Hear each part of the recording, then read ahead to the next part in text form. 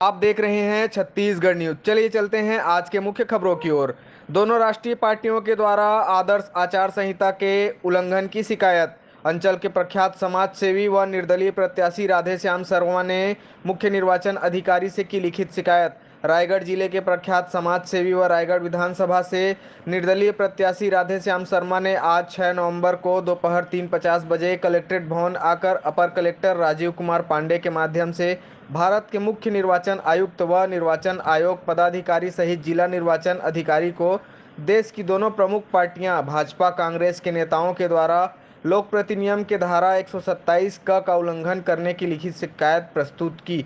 उन्होंने कहा कि प्रदेश में आदर्श आचार संहिता लगने के बाद नियमों का उल्लंघन करते हुए दोनों राष्ट्रीय पार्टियां मतदाताओं को अपने घोषणा पत्र के माध्यम से नौकरी, कृषि कार्य में लाभ और अन्य तरीके के आर्थिक लाभ का प्रलोभन देते हुए अपने पक्ष में मतदान करने की बात सार्वजनिक रूप से की जा रही है, जबकि ऐसा किया जाना कानून रूप से पूर्णतः गलत है। इस विषय में उनके द्वारा लिखित शिकायत किया जाकर उचित कार्यवाही करने की मांग की गई है। इसके साथ ही रायगढ़ विधानसभा से भाजपा प्रत्याशी ओपी चौधरी व कांग्रेस प्रत्याशी प्रकाश नायक के खिलाफ पुलिस में भी शिकायत पत्र दिया गया है। आइए जानते हैं निर्दलीय प्रत्याशी राधेश्याम शर्मा से। उल्लंघन को लेकर एक प्रत्याशी ने शिकायत किया है, क्या है कुछ मामला? श्री राधेश्याम शर्मा द्वारा एक लिखित शिकायत पत्र प्रस्तुत किया गया है कि लोक प्रतिनिधित्व अधिनियम की धारा 127 का उल्लंघन करते हुए कुछ अभ्यर्थियों द्वारा बिना मुद्रक के नाम पता और संख्या के पोस्टर बैनर प्रकाशित किए गए हैं। शिकायत का संज्ञान लिया गया है और संबंधित रिटर्निंग अफसर सहायक पर्यवेक्षक को आवश्यक कार्यवाही हेतु प्रेषित किया गया है। Thank you sir. हाँ, बताएंगे क्या कुछ मामला थोड़े से को नीचे लेकर करो तो। आपने यहाँ जिला निर्वाचन अधिकारी के पास ये देखिए महाराज, मैं रायगढ़ विधानसभा का निर्दलीय प्रत्याशी हूँ थोड़े से डाउन करो। और भारतीय जनता पार्टी और कांग्रेस आदर्श आचार संहिता काल में अपनी अपनी घोषणा पत्र जारी किए हैं। उस घोषणा पत्र में मतदाता को लुभाने के लिए ऋण माफ़ी, धान की कीमत, नौकरी से संबंधित लालच दिया गया है। ये आदर्श आचार संहिता का घोर उल्लंघन है कि मतदाता को प्रलोभन देकर के आकर्षित करना, और ये स्वस्थ लोकतंत्र की जो प्रक्रिया है उसमें बाधक है। अगर मतदाताओं को पैसे का प्रलोभन दिया जा रहा है तो फिर छत्तीसगढ़ में स्वस्थ निर्वाचन प्रक्रिया नहीं हो रहा है।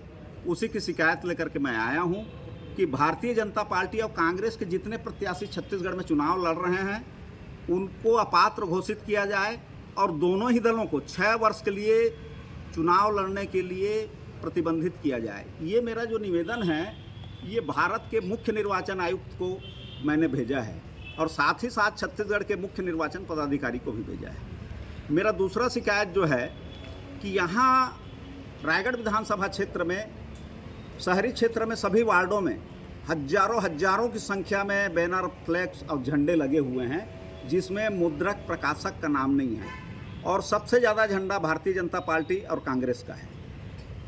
इस पर मैंने निवेदन किया है कि दोनों प्रत्याशियों को अपात्र घोषित किया जाए और जितने झंडे बैनर हैं पूरे विधानसभा में, ग्रामीण क्षेत्र से शहरी क्षेत्र तक, उनकी जब्ती बनाकर दोनों प्रत्याशियों के ऊपर में आपराधिक प्रकरण पुलिस में दर्ज कराया जाए।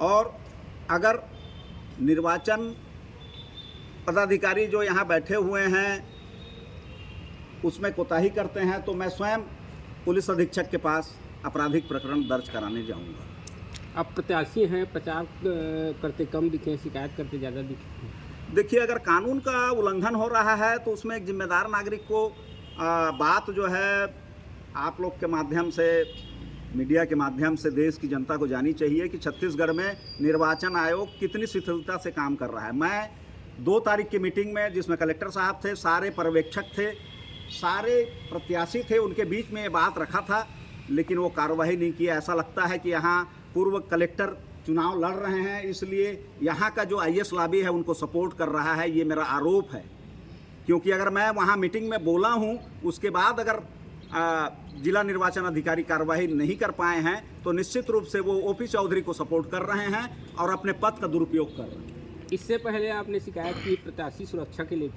को लेकर? अभी तक तो मेरे को सुरक्षा मुहैया नहीं हुआ है।